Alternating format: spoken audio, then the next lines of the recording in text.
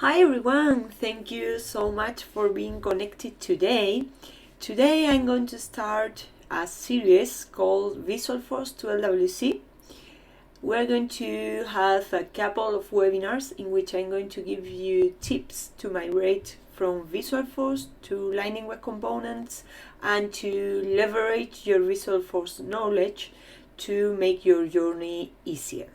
My name is Alba Rivas. I am a lead developer evangelist at Salesforce. I work in EMEA from Spain, the south of Spain, and this is my Twitter handle in case that you want to follow me later. So this webinar is going to be part of a series of webinars called Visualforce to Lightning Web Components series, right? And today we're going to talk about architecture, and we're going to start with coding concepts. Then we will continue with the rest of coding concepts that I want you to understand. Then we will have a session about how to work with Salesforce data. And finally, we will have a session about how to use Visualforce and Lightning Web Components together. First of all, I have to say to you that Salesforce is a publicly traded company and you should make purchases based on the functionality that's currently available and not on the beta or pilot features that we share in these webinars. And with that, let's start talking about how to do UI development in Lightning Experience, right? So normally Visualforce developers when they switch to Lightning Experience, their first thought may be, well, how do I switch to Lightning Web Components? How do I start coding right away everything that I had in Visualforce but now in Lightning Web Components? And instead of doing that, you have to be aware that there are a ton of features in Lightning Experience that allows you to build declaratively UIs, as for example, landing pages, quick actions, URL buttons, the utility bar, or flow, right? And that Salesforce is investing a lot of time and effort on improving these features. So sometimes it's better to take a look at all the functionality that is available there, because if you build some of the UIs that you, well, not only UIs, but also business processes that you need to build with declarative features, you can dedicate your time to implement stronger, more complex requirements, right? In with code, which is going to be for sure more interesting and less repetitive than implementing functionality that you can quickly do declaratively. So I recommend you to take a look at that, and I'm not going to talk about the declarative features in this talk, but some weeks ago I did another webinar in Trailhead Live in which I did a demo of how you can migrate a full application that is built in Visualforce to Lightning by using some of the declarative features that we have, and I recommend you to take a look at this video. So let's say that declarative features are not enough for my use case and I want to start with Pro Code tools in Lightning, right? This, if you are experienced Visualforce developers, this diagram will sound familiar to you for sure, because we have experience and evolution on the front-end alternatives that we have to develop in Salesforce since 2006, in which we had Visualforce until now, right?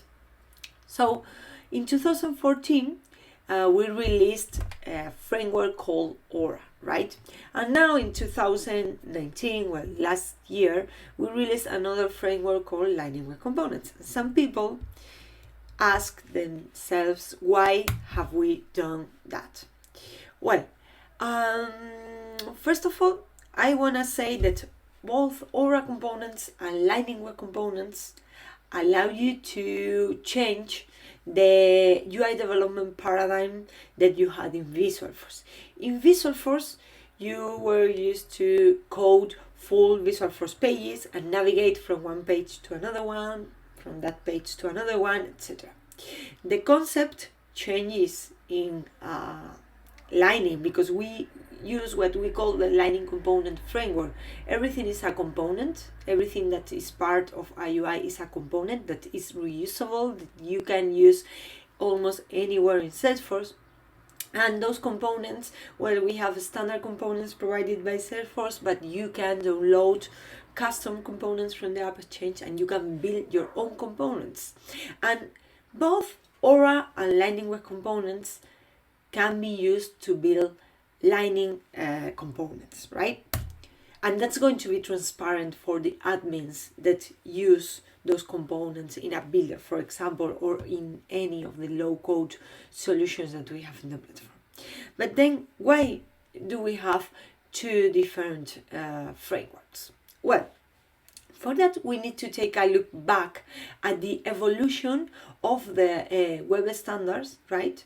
And the evolution of the support of those web standards in the browsers, right? So what happens is that if you look here at this curve, you can see that from 2014, which is when we released Aura, web standards evolved very quickly. These two organizations, Salesforce is part of the ECMAScript Technical Committee, this organization here, and the other one is World Wide Web Consortium, have been working together to create these web standards, right? And all the major modern browsers support already natively a lot of these capabilities in their implementation, right? So what happens now is that we are in a different landscape because we can leverage all that functionality that is natively implemented in the browsers, and instead of needing a full framework as Aura was, we can just have a thin layer, a lightweight, very lightweight framework, which just gives us some capabilities on top of these natively supported functionalities, right? These capabilities are basically the simplification of the web components creation. We do it in an easier way because the LWC engine does some of the work for you. Cross-browser support. So what we do is that if a browser doesn't support web components yet, we transpile or polyfill those features so that your code, which is using web components, can work in those old browsers. And we provide services as security. We have thought about security a lot, and we have a system called Locker Service that makes your components secure. We have a service for accessing and modifying Salesforce data. I'm not going to talk about that service in this webinar, but in the next one. And we have a library of UI components, a library of base components that you can reuse in your code. So what about these web standards? I like to talk about web standards in general when I talk about Lightning Web Components, because some people, especially those developers that have a background on JavaScript but not on the most modern JavaScript language features, right? But in the 2008 JavaScript, for example. So those people, when they start to see Lightning Web Components, they tend to think that this is something that Salesforce has made up entirely. And that's not true, right? We are using web standards and standard features from the JavaScript language and the web APIs. So the first specification in which web components is based is called HTML templates. This specification defines how to create reusable pieces of markup and how to instantiate and insert them dynamically in the DOM, right? This specification says that you have to create a template you will see that every Lightning Web Component is defined by a template, and that you can instantiate that template and append that to the DOM. You won't need to do that because the Lightning Web Components library does that for you, but you will see the template keyword out there. We also have the custom elements specification. The custom element specification, well, I'm sure that you are familiar with standard HTML elements as a span, a div, right? So what this specification says is how you can create custom elements with a custom behavior. So what you do to create a custom element according to this spec is to create a class that is going to define the element name. In this case, it's going to be a flag icon. And then you can specify the behavior in JavaScript. Class is a concept of a JavaScript ECMAScript 6 version. So if you knew JavaScript from a long time ago, maybe you are not familiar with this concept, but bear in mind that it's standard in JavaScript, right? And what we do for that is that we extend a class, or I think it's an interface HTML element that is standard, is part of the web APIs, right?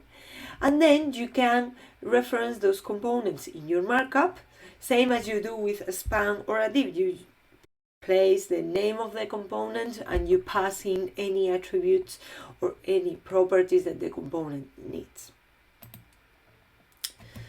Then we have another specification that talks about how to share JavaScript modules. It's the ECMAScript 6 Modules specification.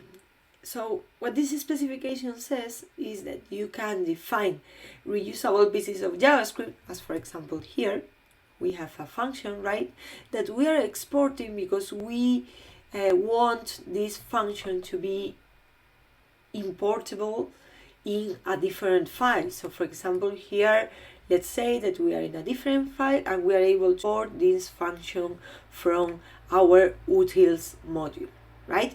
This is very useful, and we are going to see that each Lightning Web component, if it's a UI component, it's a module, because we need to create custom elements with that component.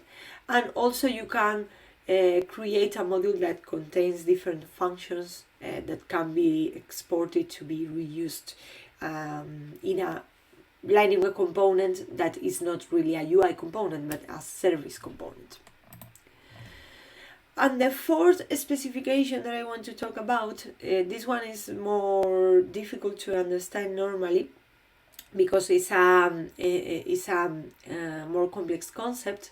So normally when you take a look at the DOM, right, this is the tree of elements that you can access with the web APIs and that conforms your page, right, your HTML page. And normally that tree is just a plain tree in which you have different branches, right? That's what we call the light DOM. So this specification allows to divide the light DOM into small subtrees that contain other sub-DOMs, right? Those small trees, the benefit of doing that is that those small trees are like black boxes in which you encapsulate the markup, CSS, and behavior of the component. And externally, so from outside the component, you are going to be able to access only what the component lets you to access. For example, if they have defined a public property or a public method. But you are not going to be able to access anything else apart from what the developer wants to make accessible. And the same happens with the CSS styles, the cascading styles that normally go down into the hierarchy and apply to all the components in the light DOM. Those are not going to traverse the shadow boundary, which is what we defined around each individual shadow DOM or each individual box, and they are not going to modify your component unexpectedly. The way in which the specification says that you have to define a shadow DOM is this way here, but again, you are not going to have to worry about that because we do that for you in the Lightning Web Components framework, right? Every Lightning Web component is going to have its shadow DOM. There are two working modes. One of the modes uses the real shadow DOM of the browsers, but as this functionality was not implemented in all the major browsers yet, there is another working mode in which we use a synthetic shadow DOM, right? But that's not important, I mean, for beginners. So, what files compose a Lightning Web component? So, in Visualforce, you had your page, and normally in your page you were able to write some CSS or some JavaScript or import that CSS or that JavaScript from static resource, right? And then you could have an Apex controller and communicate with the Apex controller. Well, let's leave the Apex controller conversation for the next webinar. And in this webinar, let's focus just on the UI components and the files that conform a UI component. So, in a component, you are going to have normally an HTML file, right? Look at this template. This means that we are following the HTML template specification. And this is how the component will look once it's appended to the DOM, right? You don't have to do that. We do that for you. The component is going to have a JavaScript file in which we define the behavior of the component and we hold the state of the components. We're going to see that we don't have that view state concept anymore. And if you see here, we are using two specifications. We are using the ES6 Modules specification, importing and exporting the modules. And we are using the custom elements specification because we are creating a custom element that extends, in this case, Lightning element, but Lightning element is no more than an extension of HTML element, the standard one. So we are using those two specifications. You may have a CSS file. I'm not going to go to talk very much about CSS because it's standard CSS is kind of the same that you have in Visualforce, right? Where there are some nuances, but of things that you can use as design tokens. But I'm not going to talk about CSS today. And finally, you have the metadata file.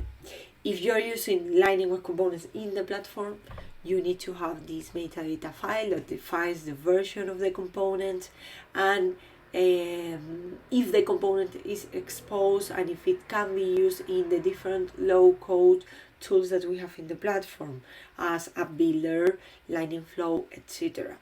If you use Lightning Web Components out of the platform, because yes, you can use Lightning Web Components out of the platform with the open source version that we have created, right? You don't need this file because this file is what binds everything to Salesforce, right? Okay, so how do you configure your development environment to work with Lightning Web Components? That's different from Visualforce pages because in Lightning Web Components you cannot use the developer console to create them, right? You have to use a local IDE. We recommend you to use Visual Studio Code, and then you have to push your changes to your organization or pull the changes. So let's talk first about Visual Studio Code. Why do we recommend Visual Studio Code? Well, because we have released a set of extensions that are going to make Visual Studio Code super easy to use for Salesforce development and is going to make you a much more productive developer. The way in which we recommend to send changes to your organizations and get changes from your organizations is to use the Salesforce CLI. This is a command line interface tool that we have created and that is very well integrated with Visual Studio Code, and I'm going to show you in a second. If you use the Salesforce CLI, you can use it to push and pull your changes to a Scratcher, right? This is the preferred way to develop to be productive, because the Salesforce CLI commands, when they work against the Scratcher, detect which files have changed and push and pull only the files that have changed. For example, if have changed something locally, just a file, and I do a push, the Salesforce CLI is going to push just that file. And if I have changed something declaratively in my organization and I do a pull, I don't have to keep track of the things that I have changed, but the pull command is going to pull solely the things that I have changed. The Salesforce CLI can be used also to deploy and retrieve metadata from non-scratchers, right? For example, if you have a developer sandbox or so on. The difference is that in this case, if you deploy something, it's going to overwrite whatever you have in there, and if you retrieve something, you are going to overwrite what you have locally. It works more or less in the same way than the force.conf migration tool. Can you use the force.conf migration tool or any tools that you were using before? Yes, you can, but you are going to be much more productive if you use the Salesforce CLI. And finally, you are going to have to configure the debug mode in your organization, and I leave you here a blog post in which there are a couple more tips to know how to debug. Why do we have to do that? Well, because in Lightning Web Components, remember, everything or almost everything runs in the browser and in JavaScript. So we need to be able to debug JavaScript code that is part of our components, and for that we normally use the Chrome developer tools. You can use, for example, the Firefox ones, but we normally use the Chrome developer tools, so I recommend you to use those ones. I'm going to show you all this with a demo because I think it's going to be more interesting. Let me see if I can change to my VS Code. Yeah, here. So this is VS Code, right? Here I have opened a project, and this is the metadata of my project. This sounds familiar to you: applications, flexi pages, etc. And we have a metadata type, which is LWC, Lightning Component Bundle. Lightning components are going to be in our source format, folders within that LWC folder. For example, here we have a Lightning Web component called Hello. This Lightning Web component is built by an HTML file, a JavaScript file, and a metadata file. And I have opened the files here. This is a very simple component. You can see here we are defining the component with the template tag. We are using the import, export, and extending the Lightning element class. And we have the metadata file with all the information that binds the component to Salesforce, right? So here there are a couple of things that the Salesforce extensions provide to me. So for example, if I want to check the documentation of Lightning Card, which is a base component, is very similar to Visualforce standard components, you can mouse over the component name, and here you have the documentation. You can see which of the attributes you can use, etc. Super helpful. Then, if I want to add a new base component, for example, let's say Lightning, here I have again auto completion. I'm able to see which components are available for me to use, right? Or for example, if I'm doing something raw, I'm seeing very quickly what the problem is, or the same in JavaScript. If here I write something which is not allowed, for example this, the linter is going to tell me that this is not allowed and that we cannot use it. There is a problem with my code, right? So I'm going to leave the components as they were, because I'm going to do a small change in this component so that you see how to deploy the component to your org. In this case, I have connected my local environment running an authentication command with a scratcher, right?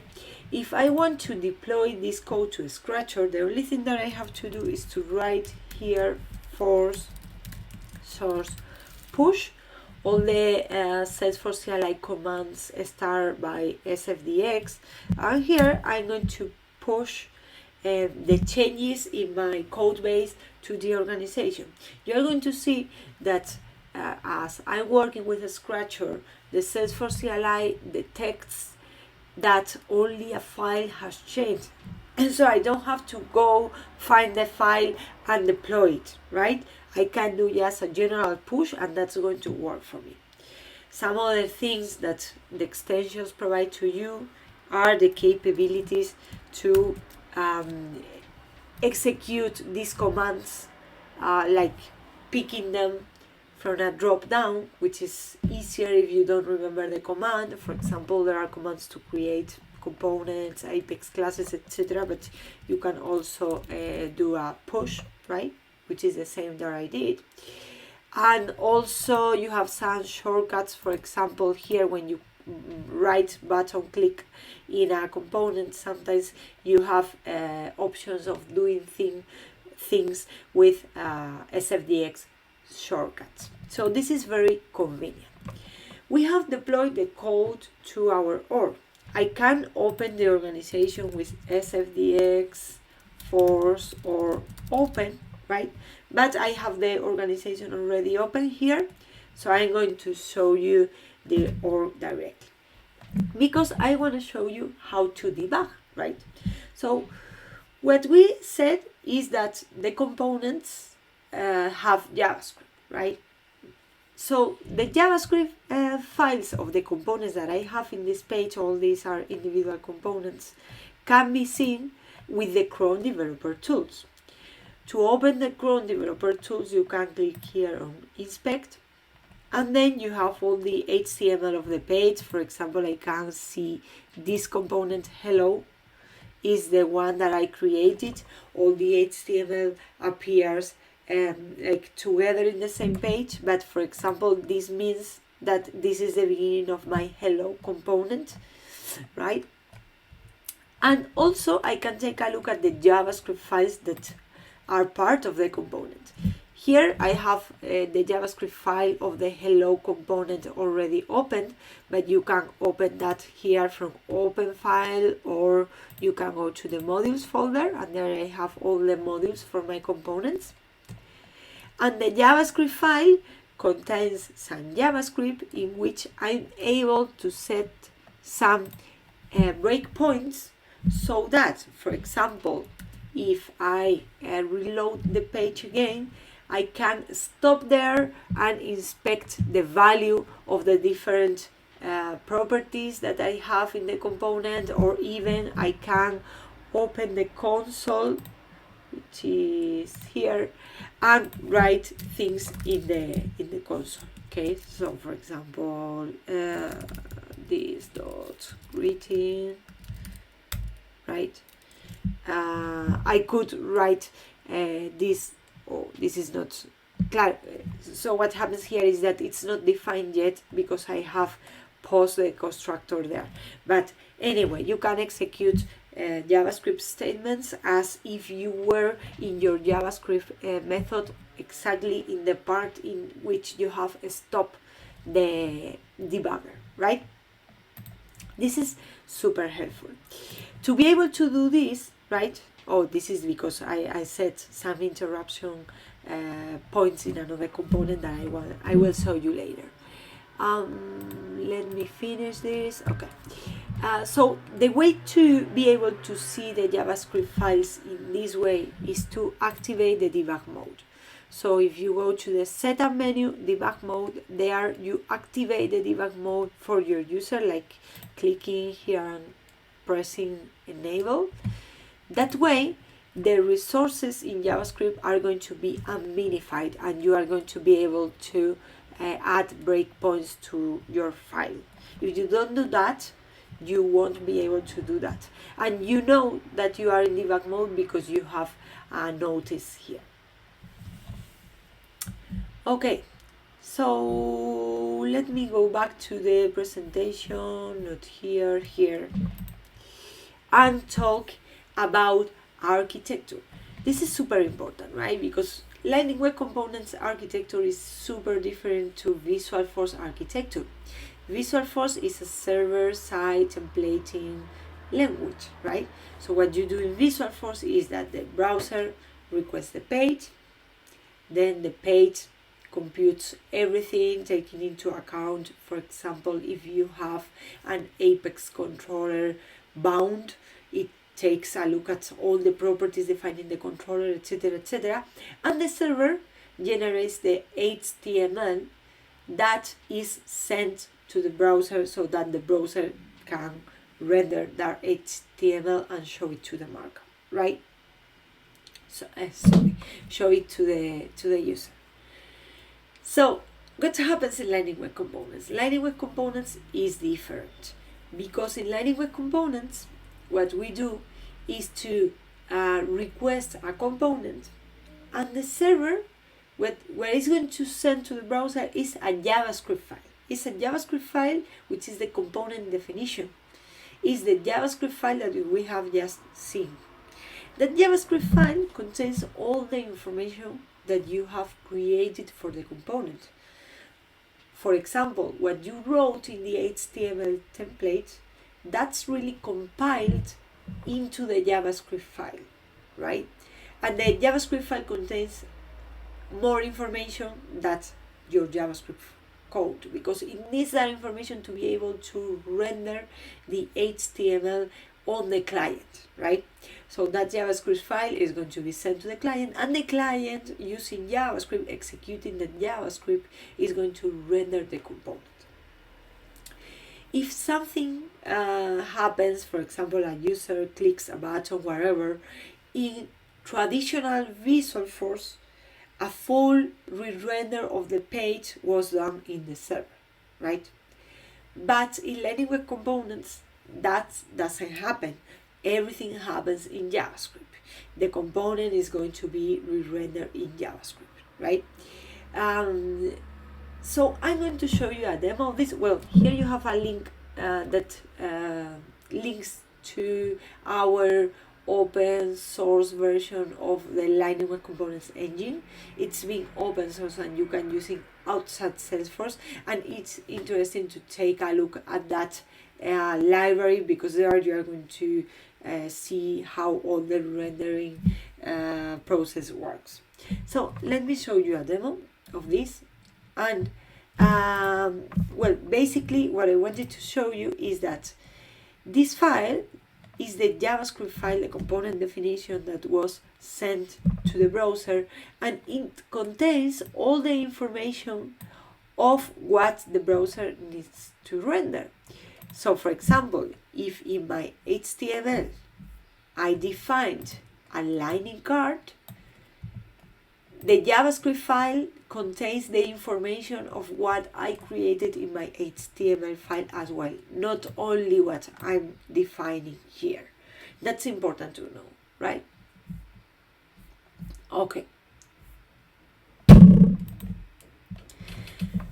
Great. So now that we know how architecture works, let's start matching some coding concepts. I want to leverage the knowledge that you have about Visualforce development and try to get advantage of that to learn Lightning Web Components. And the first coding concepts I want to talk about are properties. In Visualforce, you define properties, right, in the Apex controller normally, and then you are able to reference those properties in your page using braces. In Lightning Web Components, the concept is very similar, but remember, everything or almost everything runs in JavaScript. So properties are defined in JavaScript. Here, for example, I'm defining a property called greeting, right? And I'm assigning a value of hello. If I reference that property in the template using the braces notation, that property value is going to be re-rendered at the end on the component, right? The interesting thing here is to understand how the Lightning Web Components engine re-renders the component when you change the value of that property. So imagine for now that we have a method that we are calling somehow. I'm not going to explain how to call a method or event handler yet. And that method is setting a different value to the greeting property. By doing that, the Lightning Web Components engine is going to re-render my full component again. That happens because the engine is observing the greeting property.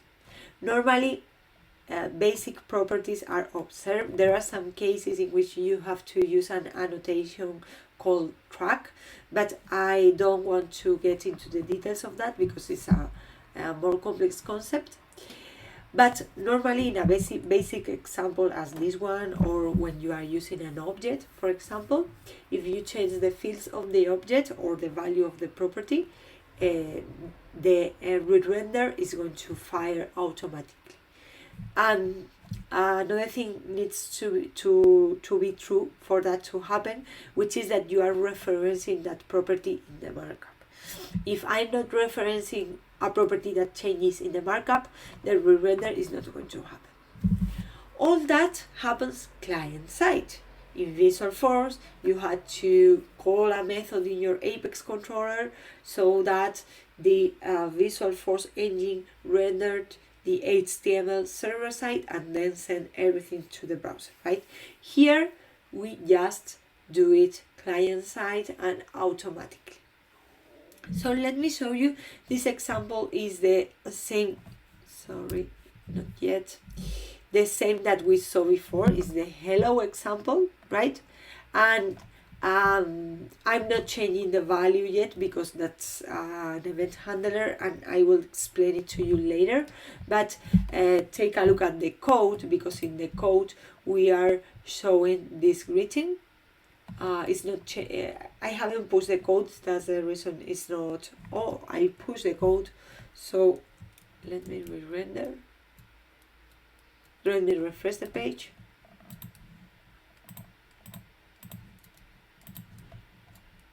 Okay, so here we have our component with the exclamation mark. Sometimes you have to refresh the page to get the new version of the file, because we have caching. And in the blog post I mentioned before for debugging, there is a trick that you can use to deactivate caching while you are developing.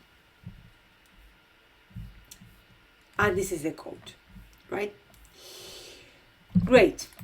So finally, the last concept that I want to cover today is how do you have getters and setters in JavaScript, same as you could have getters and setters in Apex and Visualforce, right? It's the same concept.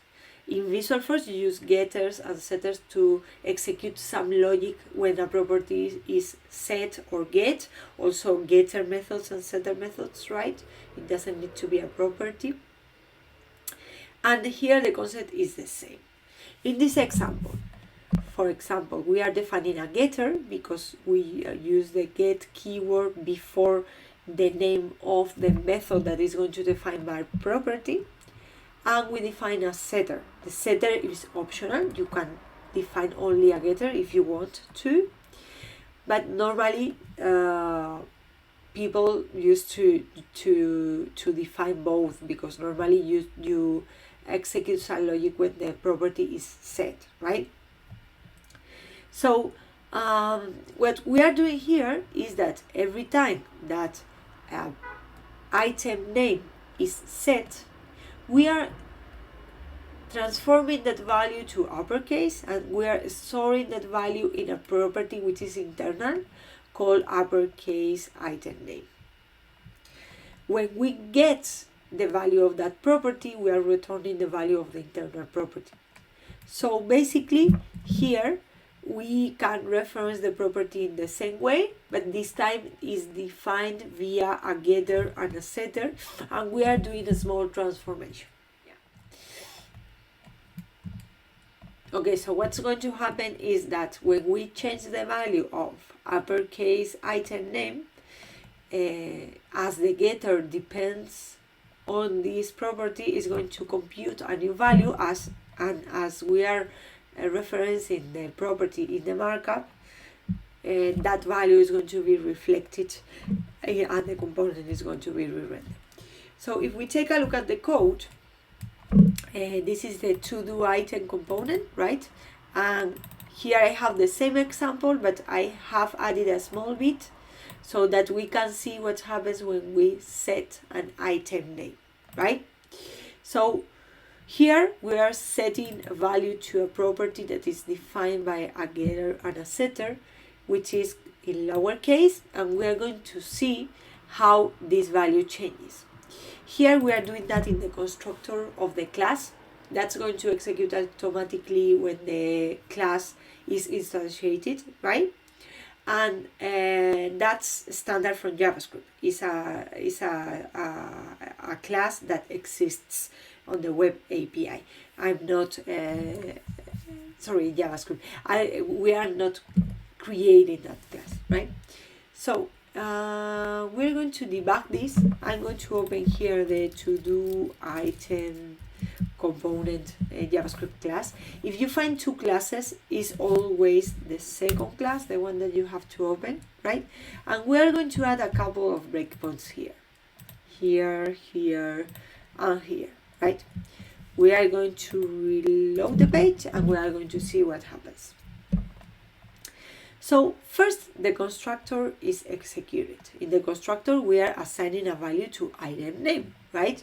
That means that the setter is going to execute.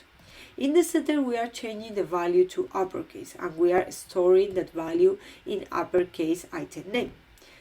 And as we are referencing item name in the markup, then the uppercase item name is going to be returned. And as you can see here, we see how the final string that we have is in uppercase. Okay, so with that, I'm going to stop for today. I'm going to give another webinar in some days following with coding concepts. But first, I want to tell you about some resources that are going to be released very soon. First, we have created a new sample app which is called Visualforce to LWC. I'm going to show you that app.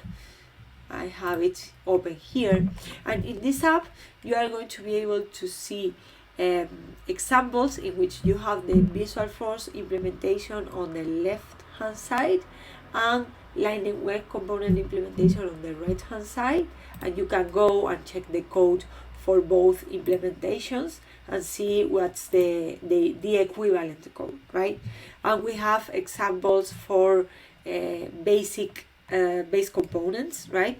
We have examples for how to show records using the base form components that we have in our base components library, and also using other methods. We have more examples about how to work with mixed records, and more examples of how to work with lists, and finally some examples of how to perform error handling. This is going to be released very soon, and we will cover some of the concepts that we see in the app in the next webinars of this series.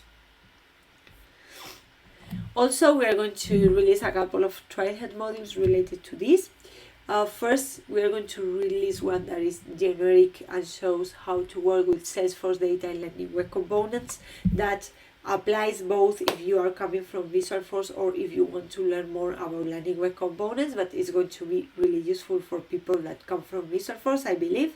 And also, we are going to release a Trailhead module which is specifically designed to help you, Visualforce developers, to migrate to landing web components. It basically covers all the things that I'm explaining in these webinars, but in the form of a Trailhead module. And with that, I want to finish today. Here you have some links, you have the examples of the talk if you want to take a look. Also, you have some Trailhead modules, and as I said, in the next couple of weeks we should release the other Trailhead modules that should be very helpful for you. And thank you very much. Just let me know if you have any questions. Bye bye.